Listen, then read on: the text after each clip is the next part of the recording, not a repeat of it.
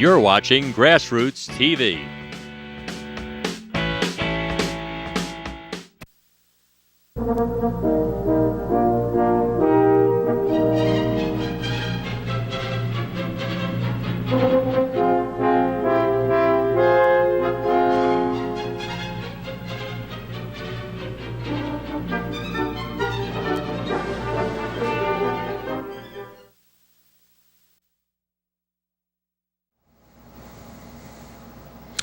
Hi, I'm Tom Egan with the Aspen Historical Society. It is June 5th, 2008, and we're continuing our chat with John Litchfield, he of the 10th Mountain Division, and what I'd like to talk to you about, John, is your time in Aspen. Dick Merritt, the colonel, talked about the Korean War, World War II. In between that time, you had a connection with Aspen that I think a lot of people are aware of, and we want to talk about that. Good. Okay. Sure. This will be more fun than war, I think. So. I'm sure it will. It better be. Right. Now, when you were talking to the colonel, you learned to ski. You're originally from Maine, is that right? Correct. And you learned to ski growing up. Correct. On the Dartmouth ski team. Yes, they followed that. And I began. Excuse me. Skiing at an early age, and. Of course, that was something new. Yeah. And then the development of the sport. My father was interested in the sport, and one of the pioneers doing things organizationally and working with youth in Maine in developing the sport and interest in it. So I was just one among many, but that's where it all began. Now, you went to Dartmouth. You were on the Dartmouth ski team? Correct. Yes. Which is the legendary ski team from well, we that had a era. good team without being too immodest, that's Yep. right. We had some, well, we were tops in the skiing world at that time, collegiately. Yeah. We competed against the German universities, and the Swiss universities, and Norwegian universities, and we beat them all. Before the war. And as you were aware at that time, it was for events. The usual, alpine events and Nordic. And Nordic. And the alpine events did not include the Super combined G. points gained thereof, Right. so you really had to have some pretty good people in each of the disciplines. And what was your specialty? Ski jumping. And obviously that followed cross country because it was a Nordic combined that you had to be good at, the combination. Now, you were in the 1940 Olympics? Well, or I on was the Olympic on the team because the war began in September So, of 40, so that ended the Olympics, Right. Now, you had the war experience with the 10th Mountain Division. Correct. Obviously still skiing with the 10th. Or is that not so obvious? Not at this point, sir. Yeah, my balance isn't the best anymore. Now, And my coordination. short skis will help. Well, I know they would, that's true. Now, when you were on leave at Camp Hale, you would come over here, or even while you were in maneuvers, you'd come over to Aspen. When was the first time you came here? Do you remember that? Well, let's see. I reported at Hale in December of 42. So it was that 42 and 43 winter. I spent, obviously, most of my skiing career while in high school and obviously college in the East.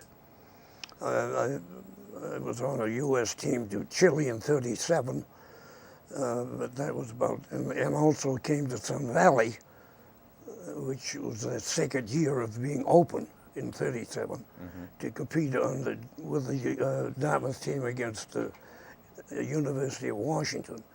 But that visit to the West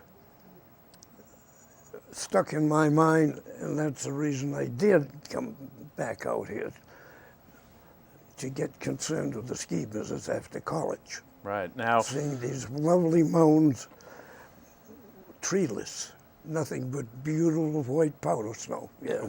white, not blue. That's not correct. blue ice. That's white powder, right. yeah. Correct. So after the war, you come back to Aspen. You said in October, almost immediately after you got out of the service. Well, that's what. Yeah, I received my discharge, you Discharge, might say, and- from that time. and I you- received an honorable discharge from World War II. At the same time, I signed the reserve commission, inactive reserve commission, as a captain. So I freed myself from active participation in the military, but not completely. So you still had a connection with the military That's during the correct. years you were in Aspen. But said another way, I was on a civilian status, Right. which meant that I could enter into the world of commerce, or whatever you want to call it. Okay. Which is the perfect lead-in to coming to Aspen in 1945. Can you tell us what Aspen was like at that point? The first lift wasn't built until December of 46. That's correct. So there was a period of time there before the chairlift was built, but after Billy Fisk and Ted Flynn had, or Ted Ryan, I'm sorry, had started the skiing up near Ashcroft, but the war interrupted. You come back. What was Aspen like at that point? We all hear about it being run down, dirt streets, in need of of something. What was your feeling? Well, I don't think that expression, being run down, this has been sort of a little trading area after the demise of the silver business. Right. And let's say some of the old-time miners were still around then. And of course, the only mine that was operating then, other than some of the dumps that were being reprocessed, was the Midnight Mine. And the Willoughbys family were concerned with that. On Aspen Mountain. Yes, exactly. Yeah. And at that time, of course, those of us that were here, looking over the mountain and still wanting to ski on what had been developed before the war, the Roche Run and so Right. forth, with the interest then. So there was an interest in skiing then, after the mining, that had developed before we got here. In other words, the locals obviously had done some certain things and had some promotion through Billy Fisk and, as you mentioned, Ted Ryan. Tom Flynn was one of them. Tom Flynn, right. And there was one other gentleman whose name escapes me now. So when we got here was the town, run down to the extent that there were homes available, taxes hadn't been paid on. How much would you say? And dirt streets. The status of the town financially was due to the condition of the available funds to run organizations like Pitkin County and the other entities. What was nice about the town as compared to other areas developed, it was existent. It had a history. There were sewer lines. There were power available. You understand? Those things were in place. The infrastructure. With the infrastructure, which is very important in any town, they were here. Right. So while a town in a certain place, from the appearance of some of the buildings, were run down, that infrastructure was solid, had a base, people experienced and know how to do it. The other thing which I think is important to bring out is, and the people. It's such a community I found here. So those of us that came here right after, from the 10th Mountain Division, and I presume those people who were interested in the ski business, you see, reason for their being interested in the ski business, like Ted Ryan, Billy Fisk, and so on, was the reception they got and the interest to develop this area as a skier. That brought people together, created a sense of community. When Friedel and I and Percy got here, that was so true involving us personally. I can't tell you, we were welcomed with open arms. My God, they'd do anything for you. They'd help you pay for the, you could buy one of these homes for taxes and you start to fix it up. They'd come down and help you without being asked. Help you paint, replumb the place for you. That sense of community, and to be getting out of service and have that type of reception, you can't believe what it did for you. My God, it was unbelievable. That's very well. Just like you're joining your own family. Yeah. Which I think still exists. I think that's why people still love Aspen. That's right. You know, and I'll touch on that as we get towards the end and ask you. Let's go through some questions here. You moved here in October of '45. From Colorado Springs. From Colorado Springs. What were the first things that you did? Because ultimately you ended up buying a bar. Well, you have to find a roof over your head. Right. So where did you live? I was married. I was married in Denver during the war. Anyway, after the war, discharge, we began to know about, from Camp Hale, we began to know about Aspen, because some of us came over from Camp Hale and skied here. And so we knew there was a facility here, and knew that some time probably, well, hey, let's keep that in mind, you understand? Everybody was in the interesting thing about what I'm saying is, of course, at Camp Hale in the mountains, and being called a ski troop, we spent a lot of time on skis. We could only get out of camp every other weekend. And after spending 2 weeks on skis, we still went skiing on weekends. You know, when you think about it, boy, they were really a bunch of nuts. Sounds like ski bums to me. So this came over here, and then I used to ski because my wife lived in Denver when I was in camp. We skied elsewhere, like Winter Park and around. But anyway, getting back here, that's the type of town it was when we got here, the three of us. And we were well received, and we enjoyed that period in helping them improve the situation, develop this, you know, help the ski club, sure. Right, and did Percy and Friedel get here the same time you did? Oh, well, yes. No, Friedel was the one that was the initial entrepreneur, you might say, here. Yeah, Percy and I joined him. Yeah, so it was Friedel that started this thing, and so we became involved here financially with him, and also operationally, cutting trails, working, sure, you know. And then you started the ski school. And then before the lift opened? Oh, sure. There used to be the ski club building up here. Yeah, on Mill Street. Yeah, about, we used to stand below this cat track. And because the open slope then only went up so far, to the bottom of the corkscrew. Right. We used to take the brush off that and off the ski jump landing hill, and we were cutting trails on the mountain during the summers. And in other words, we were contributing both physical and, to the extent, financial, and certainly promotionally, because Friedel, Ski Club made a couple of films, and I went down and showed a lot of these films to places in Colorado Springs and around the state. Percy was sent back in the Midwest, you know, showing the ski clubs back there and civic organizations. So we were promoting the place. And you'd hike up. For people who are thinking, well, how did they get up the mountain? Well, that's right. If you wanted to ski, there's only one way to get there. Walking. Walk. Now that was the case until the first lift 1 opened. It was built and opened in December of '46, officially in '47. How did that change being the managers of the ski school? It must have been a night and day thing.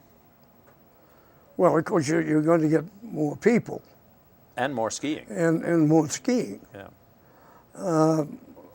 I'm not quite sure I know what to say about your question.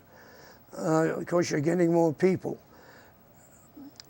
There was pressure to get the ski lift on the mountain because Walter started selling shares, you see. There were separate shares for the mountain operation, that's with Ski Company, changing, and what I'll call the real estate entity. Walter was going ahead and selling shares. He found out really that people would rather buy shares in the ski entity than buildings. But he went ahead and bought buildings on his own and improved them and, of course, sold them. But, so when people started to come here, they didn't want to walk anymore. So the pressure was on to get some kind of an upski other than that old boat tow. Right. And the three of us used to work on that baby sometimes. We had to rebab it, that old Daily? lift, you betcha, and shovel the pathway in many cases. But anyway, all of that pick and shovel work we had to accomplish because of lack of funds and to get what money back into the coffers. So the pressure was on to get it. Now, I think I'm very correct on this matter. The pressure was on Friedel to raise enough money, and the pressure was on to get the ski lift built. Friedel couldn't raise enough money. In the time that Walter wanted the ski lift built, so he made a deal with Friedel. You can have the ski school entity, and I'll take over the lift because I've got the financing to do it, which of course he had. Yeah. So then Friedel lost control of the mountain through that. It wasn't necessarily Friedel's lack of endeavor, he just couldn't get enough money together. Do you remember how much the lift cost? Well, let's see, I think, who built that? American Steel and Wire, I think. I've got the financial reports at that time because I was a stockholder in the Aspen Ski Company. So was Percy, and so was Friedel. Yeah. So I can't give you that figure now. Probably less than now. I must say that I have. Oh yes, sure. $2, $2 a ride. The financial report, to a certain degree, are in the stuff that's in the Historical Society, but I don't have it at hand here. No problem. Now, you taught skiing, cut trails in the summer. At what point did you decide that you wanted to buy a restaurant bar, and when did you do that? Well, to answer you briefly, the first year I worked here, I made $900. I was married, had a stepdaughter. You can't do very much with $900. Even in 1945. So we scratched around, and in the event, I eventually realized it would be a while, before the result was developed from any aspect to be, let's say, a very successful operation. It doesn't have to mean that you have to wait as long as 2008, but it's going to take a little while. As a matter of fact, in my estimation, Aspen didn't really get to be something until about the middle 50s, late 50s. Certainly by the 60s, well, they were well on their way. Yeah. But certainly not 10 years before that. I can attest to that financially and being personally involved. So, yeah. And besides, there were only 2 or 3 liquor licenses in town at that time. Well, having been a skier for a number of years all over the country, or loving the ski sport, one great thing that skiers usually do, they gather usually in a place to congregate. You got to tell the saloon stories. somewhere and have a glass of beer and discuss the day. That's right. Après, the sport isn't done till the après. There was that building sitting right there, practically at the bottom of the hill. By itself. By itself. Standing there. And it was an old building, had some character to it, like the town, because of its history. That's another thing that's important. When we talked about the infrastructure, one thing we can add to that is the character of the town. That's very important too. Which you contributed to tremendously by buying. Now, did you buy the building or the business, or how did that work? I didn't create the character of that building. It was built in, 1868 by this guy. But you added to the character. But that was on a famous street. There was a lot of action in that street. That's right. Past history, you know what I mean by that. Yeah, nod, nod, wink, wink, yeah. The hitching post was still outside because the ranches were still being operated as growing cattle and so forth. And still holding rodeos. A bunch of us got together one day. We set up a rodeo and conducted the whole thing. That's part of development of the west end of the town. Anyway, there was a dirt road outside. It had a history and so forth. So I thought that was a good investment. So Tim Kelleher owned it, is that right? Fellow named Mrs. Kelleher. Mrs. Kelleher. Tim had taken a deep six long before. Okay. Mrs. Kelleher, and she lived in a little brick building sitting all by itself directly across the street. The building was altogether was probably no bigger than this room we're in. Mm-hmm. That's where she lived. And she had a local guy, two brothers, George Tekauchik and Eddie Tekauchik. Eddie was a bartender. Mm-hmm. It was a at local that spot. bar. Now the other saloon was Slim Willis's Grill. Where was that? That was down back of. That was back. You know where the drugstore used to be? The only drugstore then in town on the corner. On the corner of the It mall was across there, from the Elks across building. the street from the post office. Yeah. Then, and the Elks Club up top. Mm-hmm. He was on that same street back of the post office. Post office was over here, let's say. Slim Willis, the only other license was the Elks Club had a license. So anyway, I bought it. What year was that? I bought that in '46. And what was it called when you bought it? Well, it was known as Kelleher's Place, or Kelleher's Saloon. Now, for those who may not have caught on exactly where we're talking about up to this point, we're talking about the Red Onion. You bought it. You changed the name to the Red Onion, is that right? That's correct. Where did you get that name? We've been wondering about that for years. Well, let me begin. That wasn't the first name. That was the name that I ended with. But the first name I considered was the Silver Queen. And I thought, that doesn't have enough tweak for me, personally, the way I'm built. You know, that's true. It's in keeping with the town and so forth. But I'd like to have something more identifiable.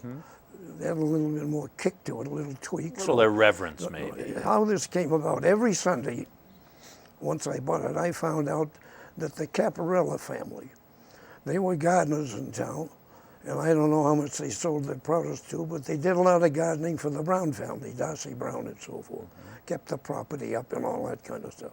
The whole family would gather in the back room every Sunday afternoon and just yak, and so I used to join them being new in town, and I got to know them personally, and so finally, you know, after knowing them, I felt like I could ask a few questions about what do you people do here, you know? You're all Italians and so on. Oh, you've been here a while? Oh, yeah, we've been here a while. Well, we garden. I said, oh, you mean you're raising produce? Yeah, to a certain degree. Well, we gardeners for the Brown family and so on. Yeah, well, what do you raise? I wasn't aware that anybody was doing that sort of work in town. I understand you females keeping plants around and stuff, but nothing like they conducted.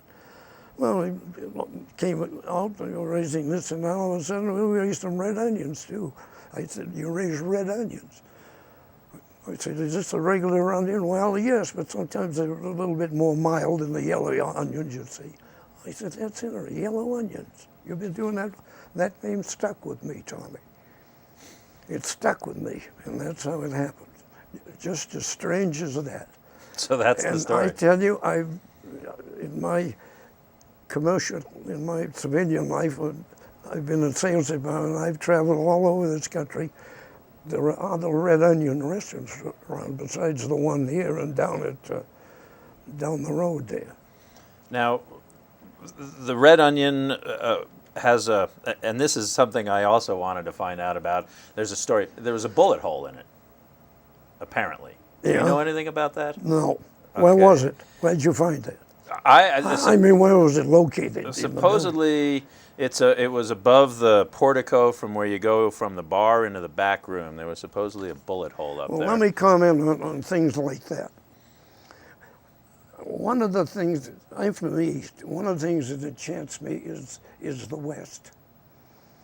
And if I could have been, instead of being raised in Maine, if I could have spent my youth and been born in Colorado, I'd probably have been a cowboy. That's how much I love the West. Well, now there were pictures of these fighters. Do you realize in the mining camps throughout the West, these barehanded fisting, like Jack Dempsey began, they fought barehanded. The Manasseh Mall? Yeah, and somebody turned over an old 10-quart pail, and that was the gong, you know. But the miners bet, passing the money around, you know, right up to the ring. That's the kind of town Aspen was. People wore guns here. So when you say a bullet hole, you know, that's all part of the deal. You know, so what, in other words? You understand what I'm getting at? Sure. So I never found one. I tell you what I did find. And I used Platt Rogers as my contractor. Platt Rogers was one of the 6 contractors that formed a consortium to build Camp Hale. So besides, I knew some of the principals that came from Denver, so I used them. So the foreman came up to me one day, what do you want me to do with the bar, Mr. Litchfield? Well, I said, what do you mean? Well, he said, there's so much coats of varnish and shellac on there. He said, it's tough for me to refinish it. He said, I recommend we take it all off. When he took off all that furniture, I never saw inlaid wood in my life. Beautiful inlaid wood. Mahogany, baby. All different shades, little squares. Beautiful. I just said, boy, keep it. That was, you know. But anyway, go ahead. I'm getting you off the track here. Well, no, this is what we want to talk about. You mentioned the photos of the boxers, which right up until they closed. Those were the times. These were some of the notable boys that passed through camps here, Central City, over on Divide, all through the mining camps, Leadville. Pick up some money, baby. And they were there when you bought the place? Oh, the photos. So you didn't change that at all? No. That's part of, so I say I love the West, I want those babies to stay right there. Which they did till the end. That's right. And who knows if it's the end. I don't want to change this place. We'll find out. I don't want to change this place because that's what I want right there. Now, you said you were one of only 3 liquor licenses in town. At the end of 4 liquor licenses. 4? Oh, did the Jerome have one? The Jerome had one, Slim Willis had one, and probably the Elks. The Elks, and then you. All that Tim had, or Mrs. Kelleher, was a beer and wine license. And is that all you stayed with for a while? Oh, beer no, and wine? before I took the chance that I could get a license after working a few political angles. You understand about those things, do you? Yep, and we won't delve into that much. Yes, so then I bought it knowing that chances are I would be granted it. At that time, the way Colorado State ran the liquor industry, you didn't have to serve a full meal at that time, but you had to have at least an edible sandwich. Well, here's what happened with some of the smart boys in the state that ran a restaurant or a bar, let's say. They made rubber sandwiches up, put them in wax paper and put them on the bar, and got by with it. But the time I bought the license, they got wise to that, and Mr. Litchfield, if you want a full liquor license here, you got to serve food. And that doesn't mean an edible sandwich. Let's call it meals, you know. So I had to put in a full kitchen and so forth. Now, with the limited amount of places available for après-ski, were you really busy there after skiing? God. What was it like? Everybody, I don't care if there's only 10 people on the mountain, all 10 were here. The other thing that always helped, I don't know where the midnight mine truck picked up the 10 miners that were working there, but it always left them off at the close of the day right in front of the Red Onion.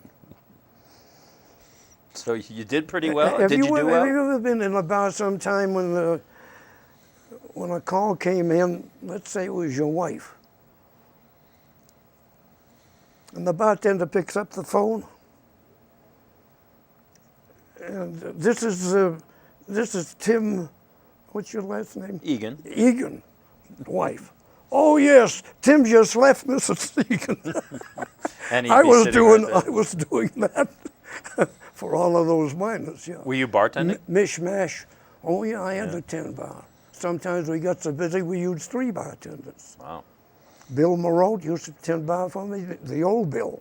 His father, Bill Marot's The rancher, we'll say. yeah, Bob Klusmeyer. All these people, yeah, they lived up there near where the ski club had their hut up there.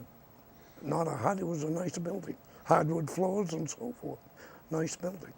Have you been over to the Onion since you've been in town? Well, I Just out of walked by it curiosity? yesterday, but they got the windows all papered up, and I didn't think there was anybody inside.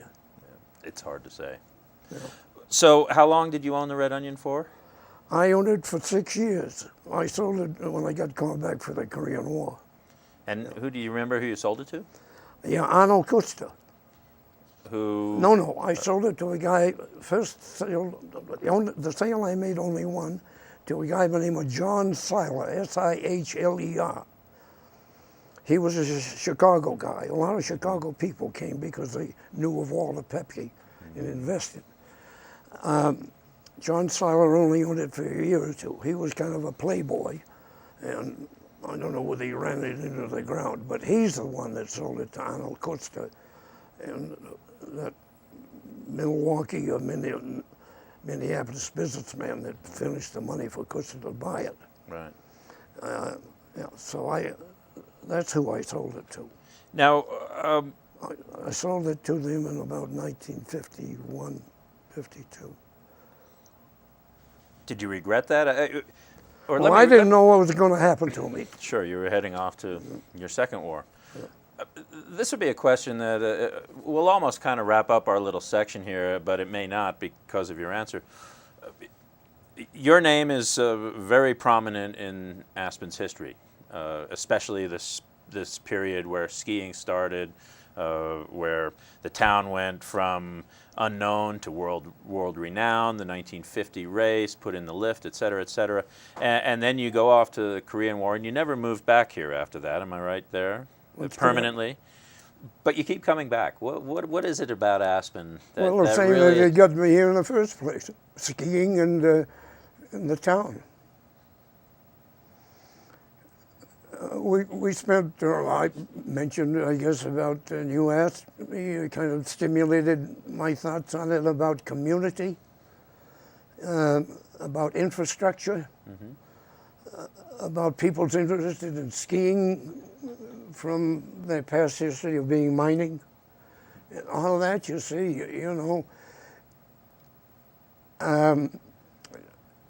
During times of development called promotion, lots of things happen. Personalities happen, always will happen. But during development periods, at that time, nobody's making much money. The investors haven't achieved what they're after yet because there isn't enough commerce in town. Oh yes, you're still buying groceries, but I mean, talking about a new entity on the mountain and lifts and numbers of people to come here and hotels to build rooms and all of this, you see. That is the promotion development period. And it took Aspen, as it did even Sun Valley. It takes years to get the thing going, like any business, as a matter of fact. So during that time, personalities come and go. Sometimes there may be conflict, sometimes there isn't. You understand what I'm trying to say here? Yeah, I think so. Without getting into names and all of this stuff, what I'm saying is, yeah, this is always one of the best places to ski in the world. Still is. Yeah, that's what I mean. Yeah. Exactly. So, just to kind of wrap up, because I think we've touched on what I would call an emotional connection to Aspen, a financial connection. Are there any specific special memories when you look back on the time that you lived here in Aspen that jump out at you? And by that I mean specific memories, not general. And because I also think as you speak, you sound a lot like the way myself and a lot of people feel about skiing. It almost becomes a religious experience, although that might overstate it a bit. It's a way of life. It's a way of life. So you were here with that frame of mind. What sticks out when you look back on those years? Well, to answer that a little bit of my makeup, the way I am has got to be part of the answer. That I've always liked a challenge. And the sense of working under a condition of challenge and being part of achieving a goal has always been satisfactory to me. After I left the ski business,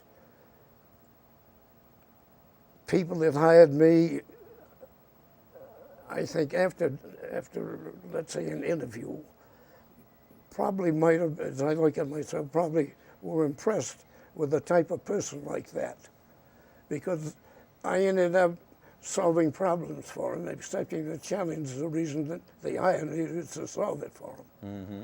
Yeah.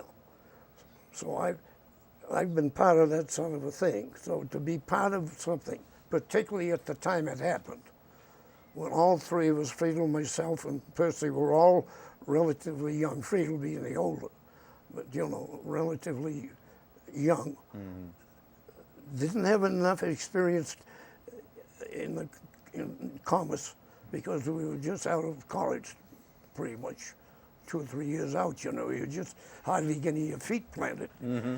So to be part of a common endeavor, that was a challenge. Be part of a team, that's a challenge. Mm-hmm. And to be on something new and doing something you loved, which is skiing, it all came together in one great big nice ball. Yeah, that's why. So for me, it's pleasant to relive that now. Almost like it was yesterday. Well, yes, and not quite, but close. Maybe a few years. Well, and finally, the last thing I like to touch on, which is a legacy besides the Red Onion that you've left, is the 10th Mountain Hut Division, and I know Colonel Merritt touched on it. And before we go there, let's take a quick look at this photo. Can you tell us, this is the Red Onion? You can, and I know we'll have a closer photo at the point where the little segment ends here, so people can look at it closer. This is in 1947. I think the back of it says. Just tell us who's behind those beers there. Well, that's myself here on the left. Mm-hmm. A fellow by the name of Lenny Wood, who became secretary, I think, of the Aspen Ski Company at one time. Mm-hmm. Percy Rideout. Who I might add, Little Percy the Run is named after Percy Rideout. I think probably it is. Yeah. Percy was a Dartmouth grad, class of 1940. That's Friedel Pfeiffer. Dick Wright worked along, was a ski instructor here for years, and worked in the summertime as a finish carpenter for a contractor. You recognize Horace Hendricks by name. That's what he did in the summertime because, he had a family. A lot of people still do. And this last gentleman is Andy Ransom, who was somewhat of a character. He and Lenny Woods built a log cabin out here on the west end of town. That's the cabin that Whip Jones bought from them when Whip Jones, you know who I'm talking about? Sure, Highlands. Moved here, yeah, sure. And the pictures of the boxers are in the background, yes, which we hope will remain. We'll see. Now, when I bought the saloon, I didn't move anything. Mm-hmm. If the fixtures were on that wall, that's where they stayed. Mm-hmm. Yeah. And I did add a couple of slot machines, so the business side of things. Yes, that's right. And then we have another picture behind this. And yes, let me finish this. Okay, sir. The caricatures of the famous skiers who came here to train or to race. Right. Those were in the back room where the Caparella family used to make, that I remodeled to make somewhat where I served meals, sort of a dining room. Mm-hmm. All of those characters were on this same wall, which is the east wall. Right. The way the building sits in this room, which is well, looking at it, you would enter this way and go into the dining room here, were on that same wall in the other room. Right. Yeah. There were about 20 of them at one time. I've got 15, which I've given to the Yep. Historical Society. Snuffy Smith, But, is that? but there's about 6 of them that are missing. Myself is one that's missing. My wife is missing, and some others. Snuffy Smith did those, is that right? Snuffy O'Neill. Snuffy O'Neill. Yeah. And he did it in payment for meals and Well, things? That's the story. As we've mentioned here, perhaps not with you, but with Dick, nobody had much money then. And, you know, the guys frequent the place, and because I served inexpensive hamburgers, you know, at that time, the prices. Anyway, you know, they ran up some bills, and that was all right with me until my accountant, Howard Osmond from Gunnersville Springs, said, you know a guy by the name of Snuffy O'Neill? Yeah. Well, I said, I think you ought to talk to him. I said, why? Well, they said, he's running up a pretty good bill on you, John. So I had a talk with Snuffy. Snuffy said he understood. He said, let me show you something. So the next day he brought over a couple of those the caricatures. caricatures. I said, Snuffy, I'll cancel your bill right now. Just keep going, buddy. Smart move. That's right. That's right. All right, next and then picture. we've got one final shot here, which gets to my discussion a moment ago about the 10th Mountain Hut system. I know Colonel Merritt mentioned Fritz Benedict being on the original board designing that, and you too were on that original board. That's correct. What prompted all of this? Because the 10th hut system in the United States was almost non-existent. I know Fred Braun had a few huts up out of Ashcroft. They've got the Appalachian Trail in the east. And the Appalachian Trail in the east. But that's right. They're few in number, if only singular. Fritz had made, as you're aware, had made a trip at one time, so-called high trip, Europe, you know, joining France, Italy, and Switzerland. And Switzerland. Right. And being an outdoor guy, fine. So he started talking to people, and of course he got former Secretary McNamara and others interested. And so the idea started to take fruition because of, you know, scratch. They needed some money, and these people were available with that, and also thought it was a great idea. This picture was taken on Uncle Bud's hut. Uncle Bud's hut is the hut between the 10th Mountain Division hut, which you access near Tennessee Pass, trailhead, and let's see, Uncle Bud's, and the hut that's almost at the top of Tennessee Pass. Right. The next hut after that, going west, would be Betty Bear hut at the head of the frying pan. Yeah. Yeah. These characters, we had a board meeting. That's myself standing up. This is Bill Boddington, who has been a great contributor, was one of the 4 contributors to build the 10th Mountain Hut, the 10th Mountain Hut. And also was founded the 10th Mountain Division Foundation, heavy contributor there. Lived in Colorado Springs, was in the 87th, was in the lumber industry. The Boddington Lumber Company distributed lumber throughout the Rocky Mountain Empire and also throughout Michigan. And this is a member of a Norwegian, Del Atgard by name, who was one of the contributors to the foundation, the Hut Association, on occasion of a board meeting back a few years at Uncle Bud's hut. So, most of these huts, as people I think realizing, were named after lost ones, either through war or some other unfortunate circumstance. And this was named all in their memory, in other words. And this was all in the late 70s, early 80s. Yes, it is one of my personal opinion. It is one of the great legacies of the World War II 10th Mountain Division. I would agree. And it is very popular. Very popular. Hard to get a bed in them anymore. Yeah, right. Which is a great And they all tribute. sleep about 16 Yeah. apiece. Yeah. It's a fabulous system.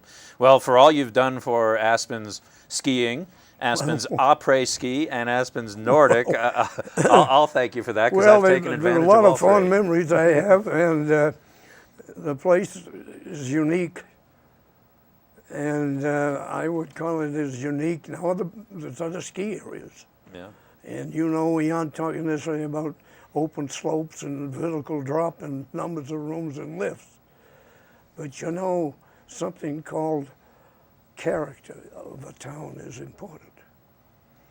Aspen has character. Can't think of a better way to wrap things up, John. Okay. It's been a real pleasure. Thank you so much. Okay. And let's go après ski sometime. Okay. That's good. You're on. We Thanks should a have had lot. you last night. We had a little opera ski going. It took us 3 hours to order in food.